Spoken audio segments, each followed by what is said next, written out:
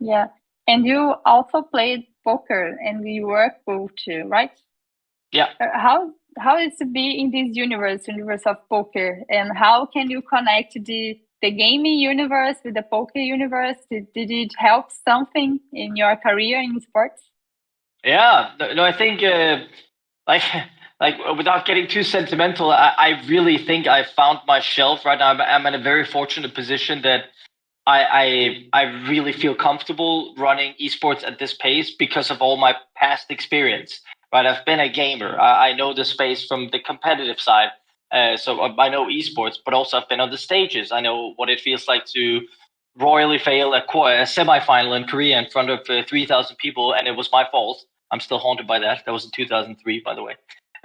So I've tried that, like looking stupid on that, and then the poker. In terms of that, I think I will get into the specific answer in a second, right? But because the poker definitely, there's so much to learn from that, and then all the tech startups I've had in how you scale people operations, how do you scale business processes. I feel like I have such a mesh of understanding of how this space works right now. I have so many experiences I can draw on every single day where you're trying to, okay, how do we build this process?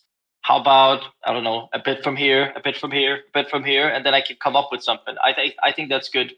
So in terms of poker specifically, it's one thing I took it with me into my sales career also, right? I worked a lot in sales, and I think the thing I like about poker is that if you dumb it down, poker is a game about incomplete information and making the best decision possible out of incomplete information. I don't know how familiar you are with poker, but again, it's very simple. For those that know, we have cards. Mario has cards. You have cards, and then something happens. You bet. Someone raises. I know who you are. I have an impression of you. You have this many money in your stack. I can't see your cards, of course, but there's much information you can get, and then some cards come down, some more actions happen, and then you get like this. Let's say every hand you get this little puzzle, right, of 16 pieces of information that you piece together, and then what you learn is you piece it together and say, based on this, I'm probably right 70% of the time. You're never 100% right. You don't know because it's incomplete, because I don't know what cards you have. And then you get really smart at saying, listen, I'm going to go with it because I think I'm 70% right. But that also means that 30% of the time, you're just going to lose because you were not right. But over time, if you're right 70% of the time, enough times, you're going to win. And that's the whole game of poker. And I've really taken that to me in terms of resilience, right? That's the ability to reset every single round and say, was my logic correct? Did I analyze it correctly? Did I have my emotional state properly ready to make the right decision? And then you lose and they're like, okay, whatever, try again.